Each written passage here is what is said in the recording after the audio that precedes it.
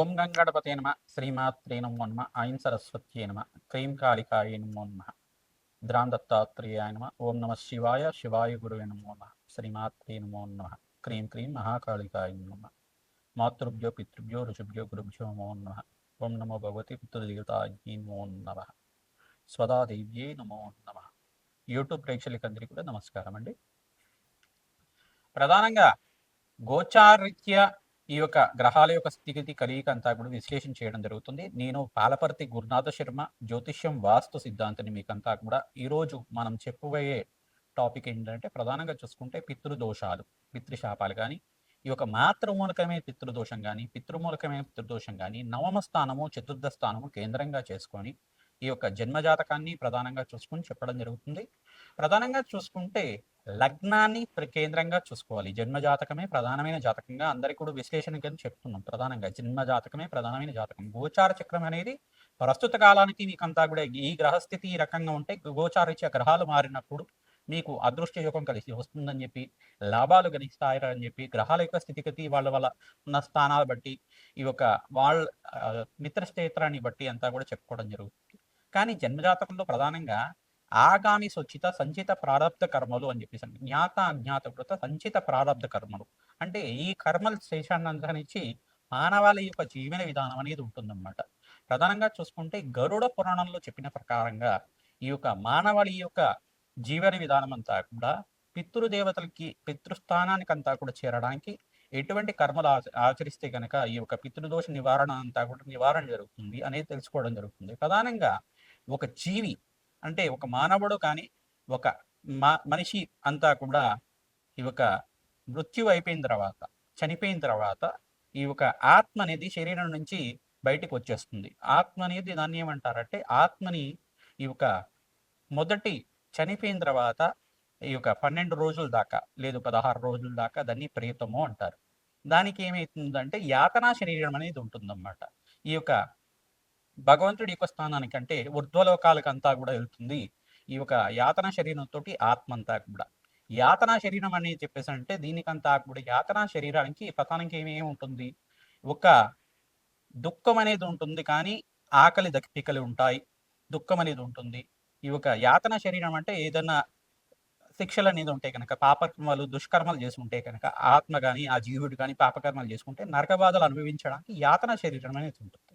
లేదు ఈయన పుణ్యాత్ముడు, పుణ్యకర్మలు చేసుకున్నాడు, దేవతా స్మరణం చేసుకున్నాడు, యజ్ఞాతి క్రతులు చేశాడు, ఈ యొక్క ఆత్మ అంతా కూడా పరిశుద్ధంగా ఈ యొక్క పరిపూర్ణంగా అంతా కూడా ఉంది, ఈ యొక్క పూర్ణ శరీరంగా పూర్ణాత్మకుడుగా అనంతంగా పుణ్యలోకాలకు వెళ్ళడానికి అర్హుడైనంతా కూడా ఈ యొక్క ఆత్మ శుద్ధిగా ఉంది, ఇదంతా కూడా దేవలోకాలకు వెళ్ళడానికి పుణ్యాత్మగా పరిగణించి దీనికంతా కూడా భోగ శరీరం అనేది వస్తుందన్నమాట. స్వర్గలోకంలో ఉండడానికి భోగ శరీరం అంటారు. దాన్నంతా కూడా పుణ్యాన్ని అనుభవించడానికి అక్కడంతా కూడా ఆనందంగా ఉండడానికి ఆస్కారం ఉంటుంది. ఇక్కడ యాతన శరీరంతో నరకబాధలు అనుభవిస్తూ ఉంటారు. ఇది యాతన శరీరం ఉండడం కానీ, ఈ యొక్క భోగ శరీరంతో ఉండడం కానీ, ఈ యొక్క ఆత్మ సిద్ధాంతాన్ని అంటే ఆత్మ యొక్క ప్రాణం అంతా కూడా జరుగుతూ ఉంటుంది, సంవత్సర కాలం పాటు జరుగుతూ ఉంటుంది అన్నమాట యాతన శరీరంతోటి.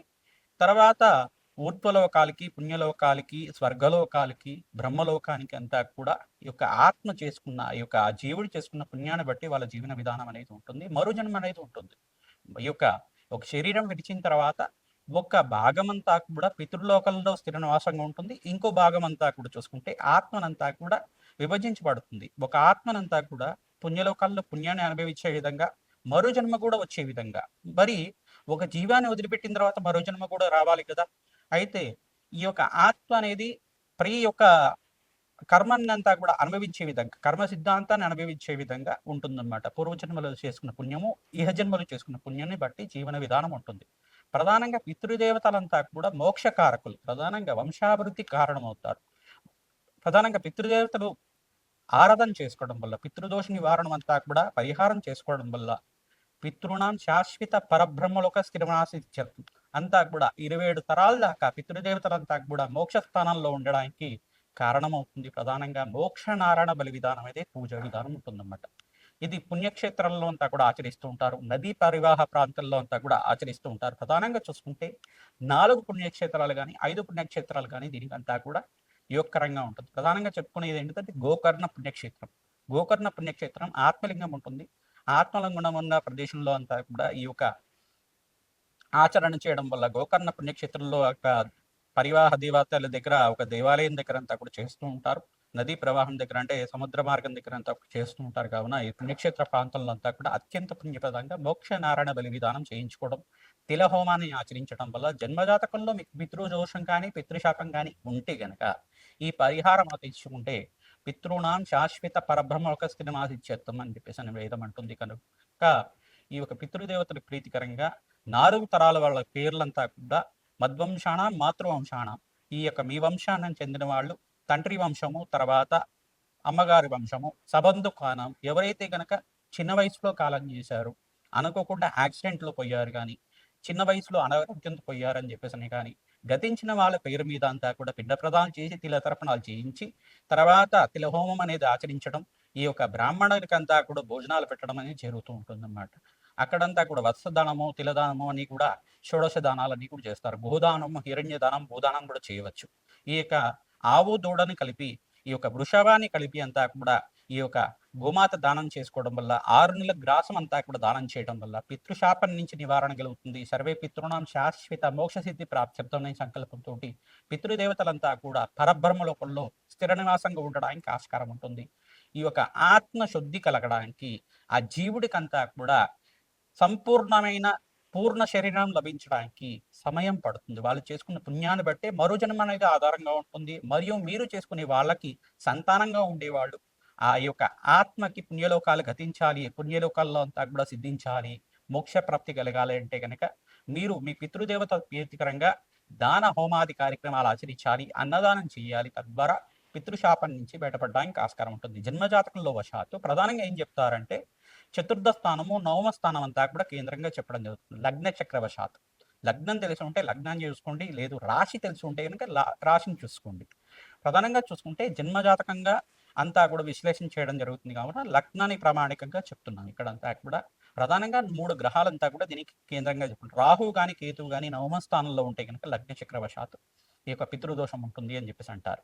మరియు సూర్య భగవానుడు రాహుతో పాటు కలిసి ఉన్న ఏ లగ్నమైనా కానీ, మరియు శని యొక్క వీక్షణ అంతా కూడా నవమ స్థానంలో ఉన్న సూర్య భగవానుడి మీద ఉన్న, చతుర్థ స్థానంలో ఉన్న సూర్య భగవానుడి మీద ఉన్న పరస్పర వీక్షణ అంతా కూడా ఉన్నా కానీ ఈ యొక్క పితృదోషం వర్తిస్తుంది. పరస్పరంగా పుత్రులకి మరియు తండ్రికి అంతా కూడా విభేదాలు అనేది ఉంటాయి. ఈ యొక్క మనస్పర్ధలు అనేది ఉండడం కానీ, ఏకాభిప్రాయం రాయడానికి సమయం ఉండడం కానీ, అన్నతమ్ముల యొక్క సఖ్యత లేకపోవడం కానీ, ఇవన్నీ కూడా పితృదోషానికి కారణమవుతుంది. సంతానం అనేది ఆలస్యంగా జరుగుతూ ఉంటుంది.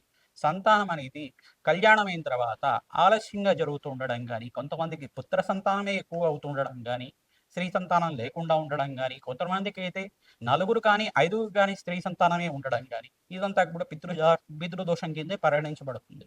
ఎంత ప్రయత్నం చేసినా ఈ యొక్క కష్టాలు, ఆర్థికమైన కష్టాల నుంచి బయటపడడానికి మార్గం దొరకపోవడం కానీ, అన్ని ధనం ఉన్నప్పటికి కూడా మనశ్శాంతి లేకపోవడం కానీ, రోగబాధలతో దీర్ఘకాలికంగా రోగబాధలతో ఇబ్బంది పడుతూ ఉండడం కానీ, అనుకోకుండా ఆ అకాల మరణాలు చెందుతూ ఉండడం కానీ, చిన్న వయసులో వివాహం కాకుండా అకాల మరణం చెందుతుండడం కానీ, ఇవన్నీ కూడా పితృదోషానికి కారణమవుతుంది. ఈ దోషం నుంచి పరిహారం కావాలి అంటే గనక మేము చెప్పే పరిహారం అంతా కూడా విశ్లేషణ చేసుకుంటూ ఉండండి. తర్వాత మీకంతా కూడా పరిహారం చెప్పడం జరుగుతుంది. మీకంతా కూడా చెప్పిన పరిహారం మీరంతా కూడా పాటిస్తే గనక పితృదోషము, పితృశాపము, మాతృమూలికమైన దోషం కానీ బయటపడడానికి ఆస్కారం ఉంటుంది. మీనరాశి, మీన లగ్న జాతకులకి ప్రధానంగా లగ్నం తెలిసి ఉంటే గనక లగ్నాన్ని చూసుకోండి. లేదు రాశి తెలిసి ఉంటే గనక రాశిని కేంద్రంగా చేసుకొని చూసుకోవాల్సి ఉంటుంది. జాతకం అనేది ప్రధానంగా ఉండాలి. ప్రధానంగా జాతకరీత్యా ఈ యొక్క లగ్న చక్రవశాత్తు చతుర్థ స్థానంలో సూర్య రాహువులు కలిగి కానీ, రాహువు కానీ నవమంలో కానీ ఉంటే గనక, కేతు కానీ నవమంలో ఉంటే గనక పితృదోషం, పితృశాపం అంటారు. అష్టమ స్థానంలో శని రాహువులు కలిగి కానీ, లేదు పంచమ స్థానంలో శని కేతులు కలిగి కానీ ఉంటే గనక దీని పితృదోషం అంటారు. ప్రధానంగా ఎందుకంటే పరస్పర వీక్షణ అంతా కూడా సూర్య భగవాన్ మీద శనీశ్వరుడు యొక్క వీక్షణ పడకూడదు. దాన్నంతా కూడా పితృశాపం కింద అంటారు. ప్రధానంగా చూసుకుంటే దీని నుంచి బయటపడడానికి ప్రధానంగా మీరంతా కూడా నాడీ జ్యోతిష ప్రకారంగా రత్ననాడి ప్రకారం కూడా ప్రామాణికంగా చూసుకోవాల్సి ఉంటుంది. పితృశాపం నుంచి బయటపడడానికి మీరంతా కూడా గోకర్ణ పుణ్యక్షేత్రంలో కానీ, పిఠాపురం దగ్గర అయినా కానీ, అలంపూర్ జోగిలాంబ దగ్గర, కాళేశ్వర ముక్తేశ్వర పుణ్యక్షేత్రం దగ్గర అయినా కానీ, ప్రధానంగా పుష్కరాలు జరిగే ప్రదేశం దగ్గరైనా కానీ, ఎవరైతే గనక ఈ యొక్క పితృదోషం, పితృశాపం కోసం అని చెప్పేసి నివారణ చేయడానికి శ్రాద్ధ కర్మలు, త్రిపండి శ్రాద్ధము మరియు పిండ ప్రదానాలంతా కూడా 27 పిండాలు కానీ 64 పిండాలు కానీ 128 పిండ ప్రదానం అంతా కూడా 4 తరాల దాకా పితృదేవతలు గతించిన వాళ్ళ పేరు మీద పిండ ప్రదానాలు చేయించడం, తిలదానం చేయడం, తిలహోమం చేసుకోవడం, తిలతర్పణాలు చేయించడం, స్వదాదేవి ప్రీతికరంగా తిలతర్పణాలంతా కూడా ఆచరించిన వాళ్ళకి మంచి వంశాభివృద్ధి కలుగుతుంది, సత్సంతాన యోగం కలుగుతుంది, పుణ్యవంతమైన జీవితం జీవించడానికి ఆస్కారం ఉంటుంది. పరమాత్మ అనుగ్రహం అంతా కూడా సిద్ధించడానికి, జగన్మాత అనుగ్రహం అంతా కూడా సిద్ధించడానికి పరిష్కారం ఆచరించాలి. గోదానం చేసుకున్న వాళ్ళకి బ్రహ్మలోక ప్రాప్తి కలుగుతుందట, హిరణ్య దానం చేసుకున్న వాళ్ళకి కైలాసలోక ప్రాప్తి కలుగుతుందట, భూదానం చేసుకున్న వాళ్ళకి వైకుంఠలోక ప్రాప్తి కలుగుతుందట. తద్వారా ఎవరైతే కనుక పుణ్య కార్యక్రమాలు ఆచరిస్తూ ఉంటారో, ప్రధానంగా మీరంతా కూడా ఈ పుణ్య కార్యక్రమాలు చేసుకోవడం వల్ల వంశాభివృద్ధి కలగడానికి ఆస్కారం ఉంటుంది, అష్టైశ్వర యోగం సిద్ధిస్తుంది, భోగభాగ్యమైన రాజయోగం సిద్ధించడానికి పరిష్కారం అంతా తెలుసుకోవాలి.